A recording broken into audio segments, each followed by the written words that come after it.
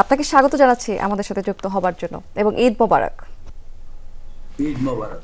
প্রথমে যে বিষয়টি জানতে চাইবো যে ঈদের অর্থনীতির আকার তো প্রায় 1.5 লাখ কোটি টাকা, তো পরিবর্তিত এই অবস্থায় এবার আসলে কেমন পরিস্থিতি দেখতে পাচ্ছেন? এবার ঈদের যে প্রশ্নটা আমি আরেকবার একটু শুনতে পারি কি? হ্যাঁ নিশ্চয়ই, এবার তো আসলে অর্থনীতির যে আকারটা সেটা হচ্ছে প্রায় 1.5 লাখ কোটি টাকার মতো, তো পরিবর্তিত এই অবস্থাতে এবার আসলে পরিস্থিতি কেমন?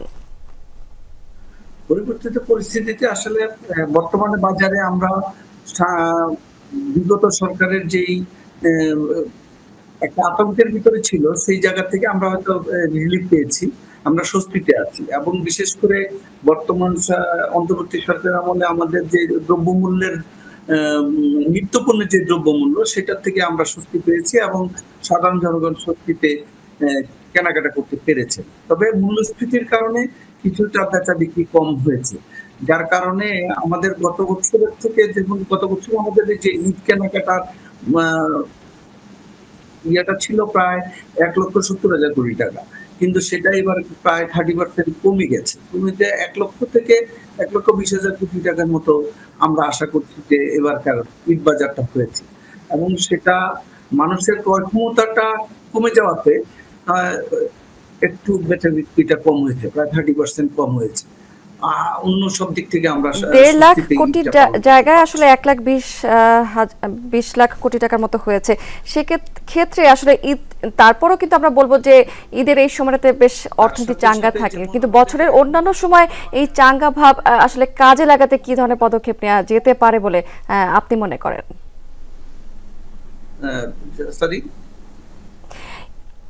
এখন এবছর তো প্রায় 1.5 লাখ কোটি টাকা না ছুলেও কিছুটা চাঙ্গা ভাব কিন্তু অর্থনীতি থাকে এই উৎসবকে কেন্দ্র করে। তো সেই ক্ষেত্রে বছরের অন্যান্য সময়গুলোতে এই চাঙ্গা ভাব কাজে লাগাতে একটি কি ধরনের পদক্ষেপ নেওয়া যেতে পারে বলে আপনি মনে করেন?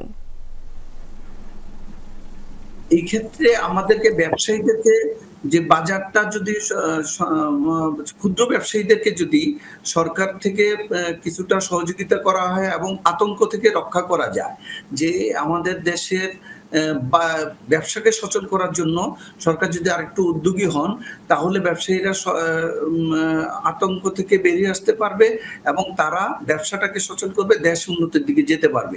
কারণ আপনি ইতিমধ্যে জানেন যে আমাদের এখানে কিছু অস্থিতিশীলতার কারণে আমাদের বিভিন্ন ব্যবসায়ীরা বিভিন্ন ট্যাগিং বলেন ইয়েতে একটু আতঙ্কিত আছে। তার সাথে সাথে আমাদের বর্তমানে যে বাজার ব্যবস্থাপনা, এবার বাজার যেমন কিছুটা কমতি আছে, বেচা বিক্রিটা কম হওয়ার কারণ যে আমাদের যে বললামই তো আগে যে মূল্যস্ফীতির যে কারণটাই আছে, তার সাথে সাথে মানুষের ক্রয় ক্ষমতা কমে গেছে। সেই জন্য আগে যারা তিনটা পোশাক কিনতো তারা এবার একটা পোশাক কিনছে, যার কারণে আমরা কিন্তু বেচা বিক্রিটা একটু কম ছিল। এবং এর সাথে আবার আমাদের যেমন জাকাতের, আপনারা জানেন যে আমাদের এখানে জাকাতের একটা বিশাল অংশ কিন্তু আমাদের এই প্রায় 20 থেকে 22,000 কোটি টাকা, সেটা আমাদের পোশাক শিল্প থেকে বা দোকান থেকে ক্রয় করে যে কাপড় টাপড় এগুলো বিতরণ করা হতো। কিন্তু এবার আমরা লক্ষ্য করে দেখলাম যে এটা কিন্তু অধিকাংশই ক্যাশ টাকায় সবাই বিতরণ করেছে, যার কারণে আমাদের এই বেচা বিক্রিটা এখানে কিছুটা কমে গেছে। কমে যাওয়াতে আমাদের এবারকার বেচা বিক্রিটা একটু কম হয়েছে। তবে তারপরেও আমরা আশা করি বর্তমান সরকারের, অন্তর্বর্তী সরকার আমাদের দিকে একটুখানি নজরটা দিলে আমাদের হয়তো সামনে আরো ভালো করতে পারবো।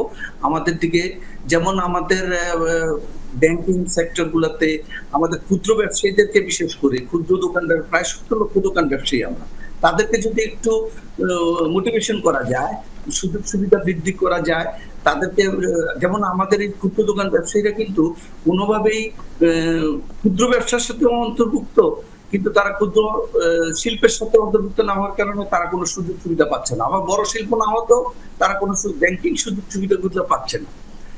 আমাদের একটা মূল দাবিটা, যেটা আমরা সাংবাদিক সম্মেলনও বলেছি, যে আমাদের এই দাবিটা যদি আমাদেরকে ক্ষুদ্র শিল্পের অন্তর্ভুক্ত করা হয় এই দোকান ব্যবসায়ীদেরকে, তাহলে মনে হয় সহায়তা আসলে সরকারের দিকে আপনারা এই কামনা করছেন। সেক্ষেত্রে আসলে আমরা তো যেটা জানি যে শহরের পাশাপাশি গ্রাম এবং মফস্বলে যে দোকানগুলো আছে সেই দোকানগুলোতে কিন্তু বেচাকেনার ঢেউ আসলে কতটা লেগেছে? শহরে তো লেগেছে, মফস্বল বা গ্রামে আসলে কতটা এই ঢেউ লেগেছে কেনা বেচার? কেনাবেচা এবার এটা একটা ভালো প্রশ্ন করেছেন। এবার কিন্তু আমরা লক্ষ্য করেছি যে শহরের চেয়ে গ্রামে একটু কেনাবেচার, গ্রামে বলেন বা মফস্বল শহরগুলোতে বেচাকেনার পরিমাণটা বৃদ্ধি পেয়েছে এবং তাদের ওখানে মোটামুটি ভালো, আগের চেয়ে একটু ভালো হয়েছে। যেটা আমাদের শহরে যেটা কমেছে কিছুটা, মফস্বল শহরগুলোতে বৃদ্ধি পেয়েছে এবং যার কারণে গ্রামীণ অর্থনীতির সচলতা বৃদ্ধি পাচ্ছে এবং সেটা আরো যোগাযোগ ব্যবস্থা, এবারকার যোগাযোগ ব্যবস্থা নিরবিচ্ছিন্নভাবে মানুষ গ্রামে যেতে পারার কারণে তারাও কিন্তু শহরগুলোতে ঈদ মার্কেটিংটা অনেক ক্ষেত্রেই কিছুটা মফস্বল শহরে করেছে, যার কারণে মফস্বলের দোকানগুলো একটু চাঙ্গাভাব অনুভব করা যাচ্ছে। তবে এবার আরেকটা জিনিস হলো, এবার কিন্তু দেখা গেছে যে যেগুলা যেমন আপনাদের মেয়েদের কসমেটিক্স, দামি পণ্যগুলো কসমেটিক্স এর দিকে মানুষের একটু ঝোঁকটা কম ছিল, দামি পণ্য কম ছিল। আর বিশেষ করে আবার এখানে আরেকটা লক্ষণীয় বিষয় যে আমাদের দেশে দেখা গেছে যে যারা উচ্চবিত্ত তারা ঈদে কিন্তু একটা বিশাল একটা অংশ গাড়ি ক্রয়ের দিকে, প্রায় টোটাল গাড়ি ক্রয়ের যেই পার্সেন্টেজ থাকে তার 20% কিন্তু বেচা বিক্রি হয় ঈদকে কেন্দ্র করে। তার মানে বলা যাচ্ছে যে শহরের তুলনায় গ্রাম অঞ্চলে আসলে বেচা বিক্রি বেশি হয়েছে এবার। অনেক ধন্যবাদ জনাব নাজমুল হাসান মাহমুদ আপনাকে।